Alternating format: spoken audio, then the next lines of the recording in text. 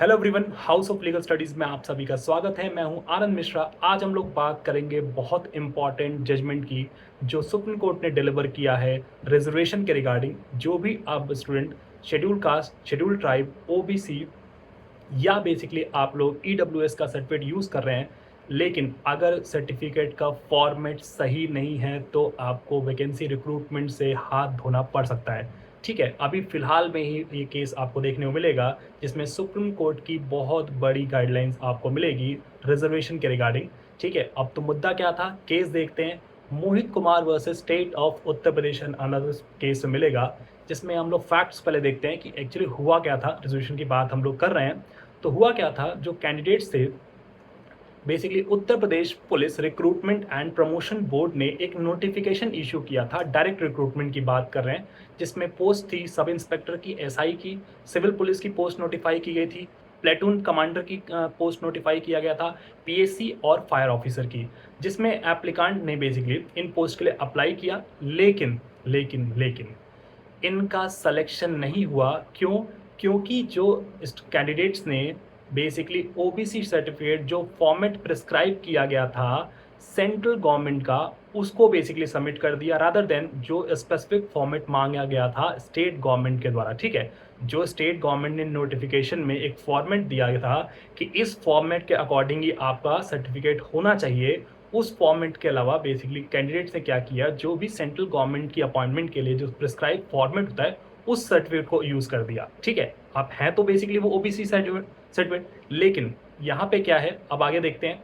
तो कैंडिडेचर जो recruitment agency है उन्होंने कैंडिडेटर कैंसिल कर दिया। अब एग्री पार्टी जो कैंडिडेट्स थे वो चले गए हाई कोर्ट के पास। तो इलाहाबाद हाई कोर्ट में कैंडिडेट ने फाइल किया writ petition before Allahabad high court. ठीक है, और हाई कोर्ट से भी सुन के आपको अच्छा नहीं लगेगा कि जो हाई कोर्ट है उसने डिनाई कर दिया बेसिकली रिलीफ को, कि ऑब्वियस बात है आपके पास जो भी फॉर्मेट था उस फॉर्मेट के अलावा आपने दूसरे फॉर्मेट को यूज़ किया है कोई भी रिजर्वेशन लेने के लिए, चाहे वो schedule caste, schedule tribe, OBC या ईडब्ल्यूएस की बात करेंगे, तो ऐसे केसेस में आपको ये रिलीफ नहीं मिलने वाला। आप सोचिए, छोटी सी गलती, एक फॉर्मेट की छोटी सी गलती है कि जो भी प्रिस्क्राइब किया गया था ओबीसी सर्टिफिकेट जो स्टेट गवर्नमेंट ने अपनी नॉर्म्स के द्वारा, ठीक है, उसको ना यूज़ करके आपके पास होता है कि आप एग्जाम आप देखते हैं, वैकेंसीज डिफरेंट वैकेंसीज निकलती है, स्टेट गवर्नमेंट्स की, सेंट्रल गवर्नमेंट्स की निकलती हैं। तो आपको जो भी रिजर्वेशन क्लेम करना होता है तो आप उस विद इन स्टेट, जहाँ जिस स्टेट से आप बिलोंग करते हैं वहाँ की जो स्टेट गवर्नमेंट्स की पोस्ट होती हैं, प्लस आप लोग के पास सेंट्रल गवर्नमेंट में आपके पास जॉब ऑप्शन होता है। ठीक है,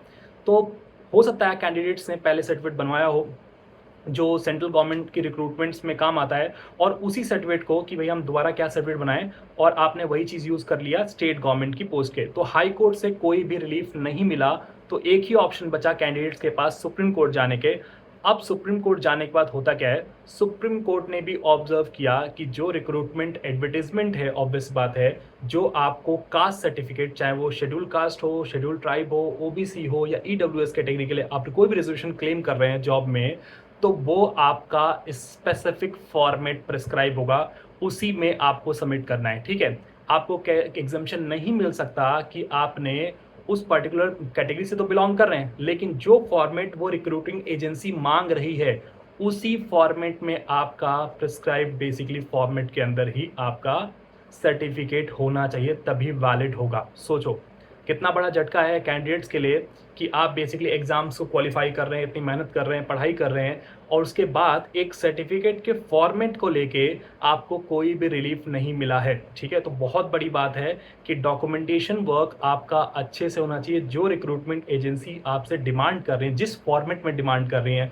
with in specific time period में डिमांड कर रही हैं, तो ये नहीं है कि अगर मान लो रिक्रूटमेंट एजेंसीज ने कह दिया, फॉर एग्जाम्पल मान लीजिए मैं कहता हूँ कि ईडब्ल्यूएस का सर्टिफिकेट 1 साल के लिए वैलिड होता है, तो आप ये नहीं कर सकते ना कि 2 साल पहले जो सर्टिफिकेट बनाया हो आप सोचो वही है, ईडब्ल्यूएस ही तो अप्लाई हो रहा है मेरा, मैं क्लेम तो कर सकता हूँ इसको। तो ऐसा नहीं करना है बिल्कुल आप लोगों को। जो भी स्टूडेंट्स, आप याद रखना, जो भी रिजर्वेशन क्लेम कर रहे हैं, चाहे वो शेड्यूल कास्ट हो, शेड्यूल ट्राइब्स हो, अदर बैकवर्ड कैटेगरी से आ रहे हैं या ईडब्ल्यूएस कैटेगरी से आ रहे हैं, आप जो भी वैकेंसी अप्लाई कर रहे हैं, रिक्रूटमेंट एजेंसीज का प्रिस्क्राइब फॉर्मेट जो दिया गया है उसी फॉर्मेट को भेज के आप सबमिट करें। ठीक है, बहुत इंपॉर्टेंट हो जाता है ऑब्जर्वेशन, सुप्रीम कोर्ट की ऑब्जर्वेशन है, तो अब ये अप्लाई होगी, हर स्टेट में होगी, हर रिक्रूटमेंट एजेंसी इसको यूज़ करेंगी। लेकिन आपको हमेशा याद रखना कि देख सकते हैं कैंडिडेट्स को ना तो बेसिकली हाई कोर्ट से और ना ही सुप्रीम कोर्ट से कोई रिलीफ मिला।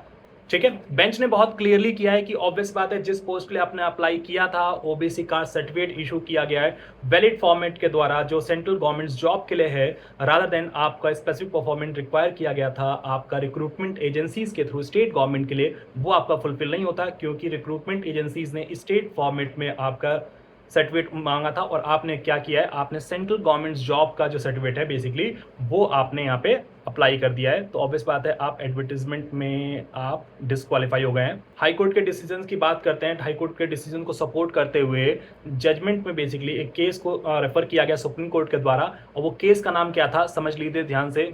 उस केस का नाम आप देखेंगे तो registrar general Calcutta high court versus Srinivas Prasad Shah 2013 case है।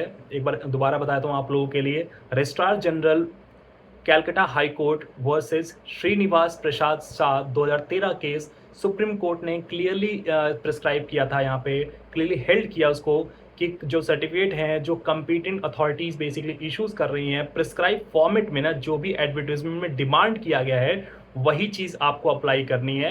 अगर आपको ऑब्वियस बात है उसके अलावा कोई भी सर्टिफिकेट इशू करेंगे तो ऑब्वियस बात है आपका कैंडिडेचर कैंसिल कर दिया जाएगा और कोई भी बेसिकली एडवांटेज आपको नहीं मिलने वाला है उस वैकेंसी में। तो बहुत क्लियर रहिए, बहुत सतर्क रहिए। अगर आप कोई भी रिजर्वेशन क्लेम करना चाहते हैं पर्टिकुलर स्टेट गवर्नमेंट या सेंट्रल गवर्नमेंट की जॉब में, ऐसे ही वाइस वर्सा हम देख सकते हैं कि मान लीजिए कोई सेंट्रल गवर्नमेंट की जॉब है और वहाँ पे कोई पर्टिकुलर फॉर्मेट प्रिस्क्राइब किया गया है तो ऑब्वियस बात है आप स्टेट गवर्नमेंट वाला प्रिस्क्राइब वाला सर्टिफिकेट इशू नहीं कर सकते या मतलब उसको अप्लाई नहीं कर सकते रिलीफ लेने के लिए। ठीक है, तो आप लोग भी सतर्क रहिए बिल्कुल, और जो भी रिजर्वेशन क्लेम कर रहे हैं इन बातों का जरूर ध्यान दो कि स्पेसिफिक फॉर्मेट में ही आपको जो रिजर्वेशन सर्टिफिकेट्स है उसको आपको अप्लाई करना है, चाहे आप किसी भी कैटेगरी में फॉल कर रहे हैं, चाहे वो शेड्यूल कास्ट एससी की बात करें, शेड्यूल ट्राइब्स में, एसटी में, ओबीसी कैटेगरी में या ईडब्ल्यूएस कैटेगरी में आप फॉल करें, ताकि आपको बाकी बाद में दिक्कतें ना हो। ठीक है, और जो सिलेक्शन हो पाए आपका बहुत स्मूथली हो पाए। ठीक है, thank you so much, bye bye, take care all of you.